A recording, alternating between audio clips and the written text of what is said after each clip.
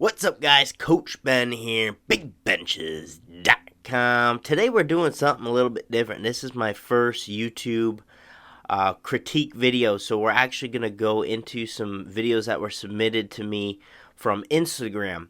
Now, in the future, if you enjoy this video, you want to be a part of it, you want to get your video critiqued, I can't guarantee everyone is going to be able to get on this YouTube video here, but I'll do my best to get to as many videos as possible.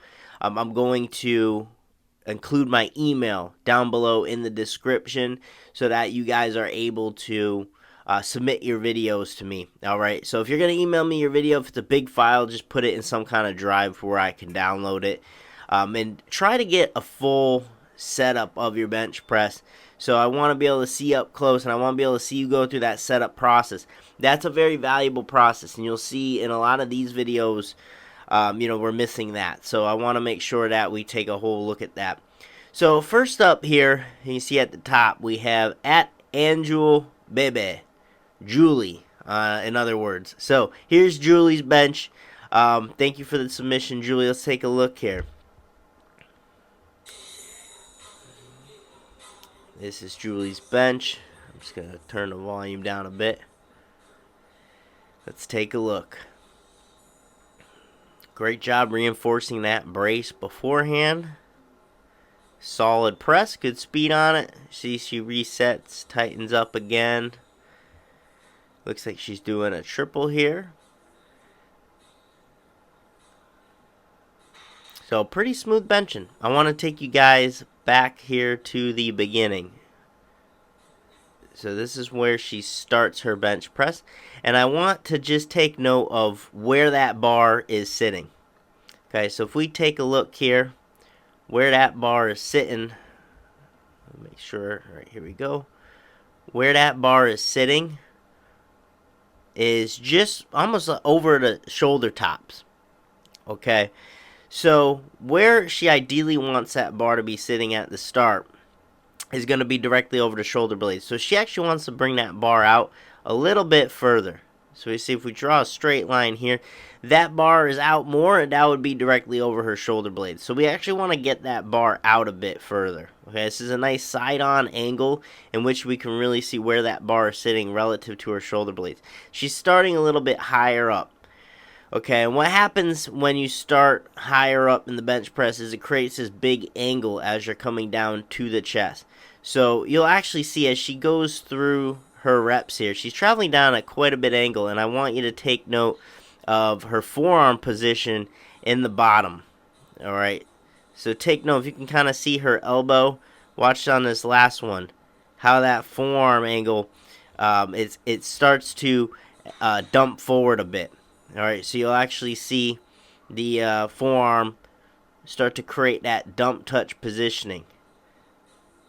Alright, very easy for that to happen when you travel down on too great of an angle. So what I would recommend to Julie is when she first takes this bar out, to get that bar positioned out a little bit further. Again, at first it may feel like it's going to dump forward because it's something you're not used to.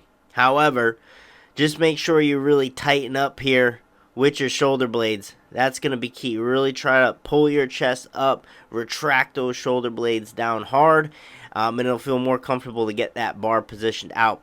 And then when you go into your actual press, it's going to be less of an angle down. You'll just have to travel more on a straight pattern down, and then when you throw the bar back, again, you can approach that with a greater angle, but then in the subsequent reps, you will be traveling a little bit more on an angle, but in terms of that first rep proficiency, get that bar out a little bit further.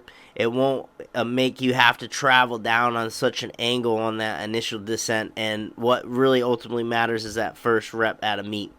Alright, so awesome benching here by Julie. Thank you for the video. Next up, we have Big Louie at Big Gonzo 52. Thank you for the video, Louie. Let's take a look at Lou's bench. Alright, gets his positioning here.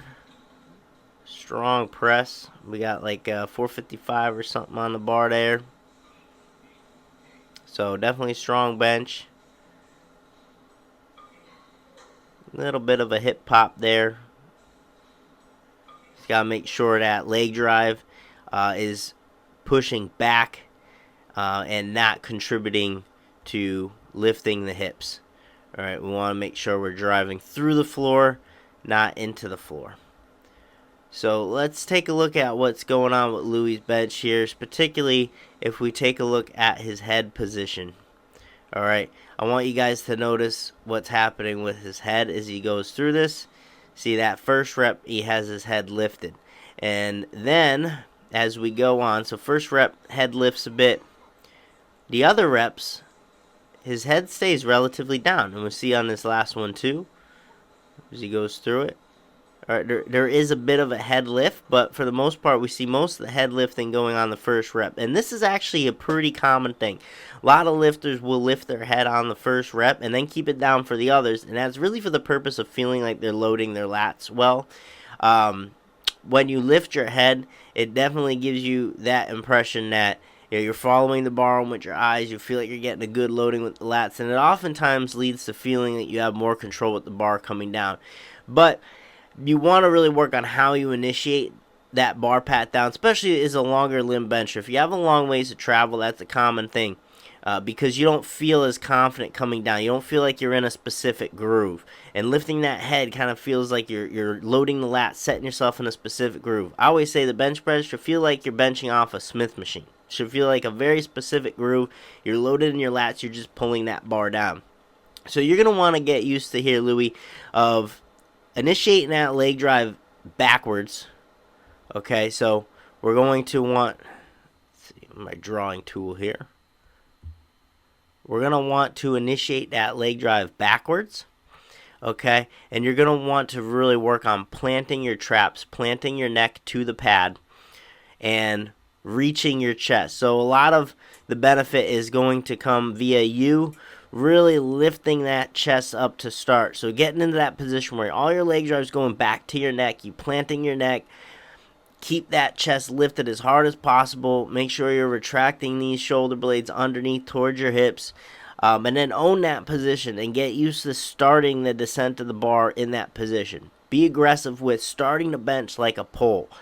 All right, and one simple switch that helps out is instead of looking at the bar and following the bar and with your eyes, is if you actually take your eyes and just gaze at a point on the ceiling, a neutral point. And typically that helps get you out of that pattern. So awesome benching here, Louis. Real strong bench.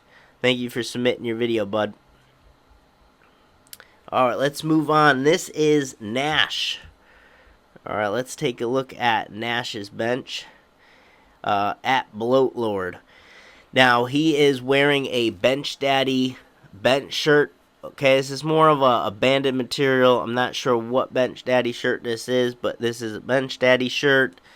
And so we're going to see some shirt of benching here. 639, strong press. Now, I want you guys to take a look. He's using mono handles, which is kind of a must-have if you're benching alone in a bench shirt. Kind of the only option you really have. Strong press by Nash here. What I want to primarily focus on is the unrack. Okay, very difficult when you're using mono handles. Alright, so I want to talk about that a little bit. You have to apply more force up than what is ideal when you're in a mono handle. And that's definitely putting you at a deficit because when it comes to unrack, what we primarily want to do and reinforce is the only force we're creating with our body at that point in time is going to be directed down into the pad. All right, you can see my line there. We're retracting our shoulders down into the pad and then using our lats to drag the bar out. Okay, those are the only force vectors we're really creating when we're taking the bar out of the rack. Alright, now this mono attachment is kind of a necessity, but what ends up happening is you put force up. And when you put force up, it's very easy for your shoulders to come out of position. We think of it, if you were tracting hard down, all your force is going down, that slightest bit of upwards momentum starts peeling your shoulder blades apart.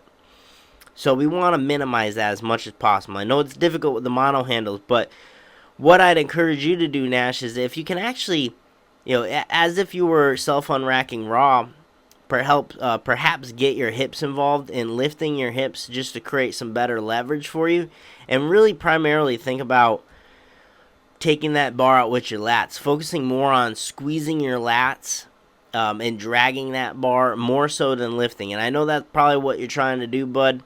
It's just a tough scenario when you're using mono handles, but how you unrack the bar from the mono handles, especially with the weight you're lifting in that shirt, if you don't regularly have a handoff, which I'm not sure if you do or don't, but that's going to be a tremendous thing for you, just to get very precise with that unrack process. So again, if you could get your hips involved in lifting yourself up to create that bridge, again, more or less just thinking about squeezing the lats. That's going to be real important. We need the lats engaged. We can't lose that back tightness as we get that bar out of the hook. Make sure the height is perfect to where you need it, to where all you need to do, again, lock out, just squeeze the lats, and that bar should pop out. These monos have a pretty aggressive lip to them here. That's pretty standard with them, but you just, again, want to leverage hips up, squeeze those lats to pull that bar out, and let those handles swing out on you. And that's really where you got to put most of your attention when benching in a shirt like this alone, because that's really what's going to make or break the lift. Alright, buddy, thank you for sending this video in. Let's go over to Dallas W3. Let's take a look at Dallas's bench here.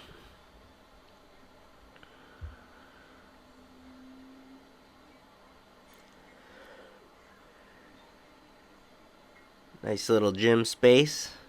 Not sure if this is a looks like a commercial gym type setup. A little power lift in place. Pretty neat. Nice bench in Dallas. So what I want to offer Dallas is just pre-tensioning on the bar a little bit more before he takes it out. So we can see during this process, good tight setup, and then you can see him kind of pumping the arms underneath the bar a little bit, trying to get his grip set up. During this setup process, Dallas, is where I would get your grip set like you do here. Bending on the bar during this process, you can see how his armpits, let's primarily take a look here at his armpits, closed off. Now let's take a look as it goes, see how he starts to wing open. Alright, and you can see lat movement when he does that. That's because he's going to let go of that lat tension when he opens the armpits and gets the hands under the bar. Alright, it's difficult to get that back.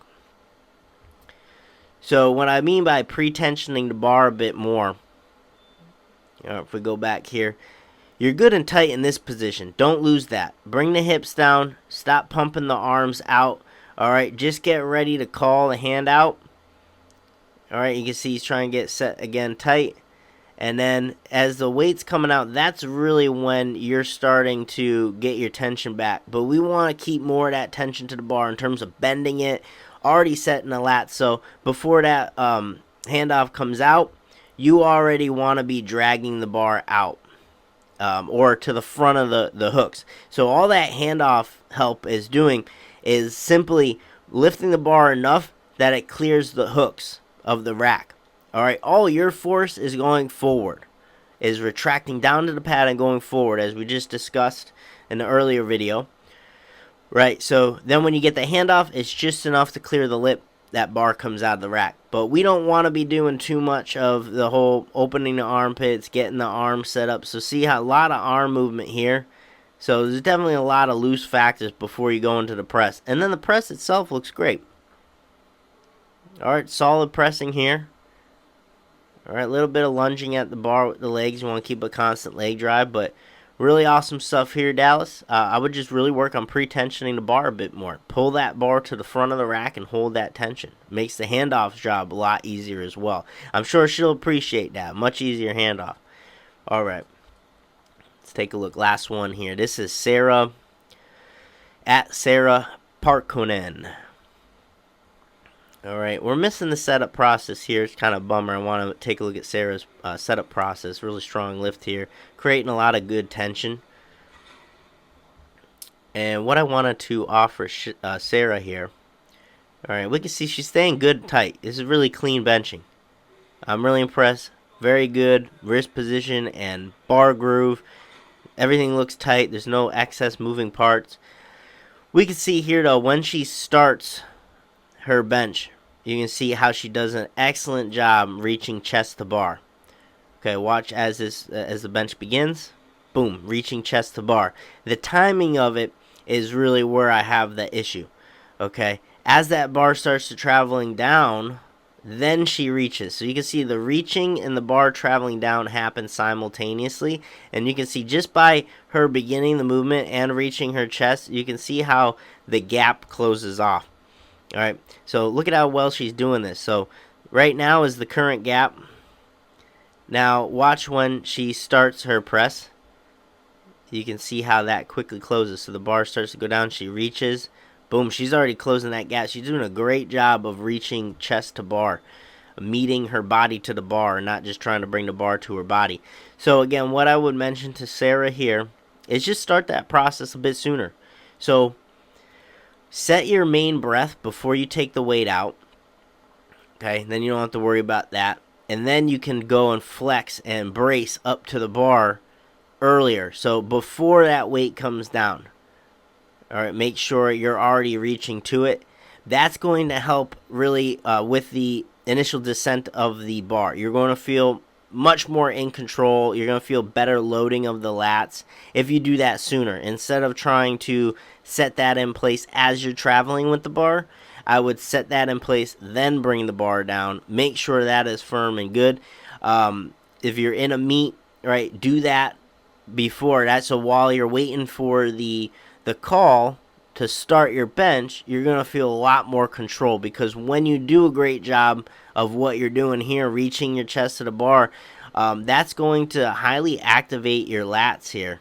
Alright, that's really going to create a lot of lat activation, and that's just going to help you feel like you're in more control of the bar. So that's what I would mention to you, Sarah. And that wraps up this critique video. So I appreciate everyone who sent in their videos. I just wanted to pick out a few here and go over them. I still have a long queue and library of videos. So again, if you guys want to be part of this video, you enjoyed this today, again, just shoot me an email with your video.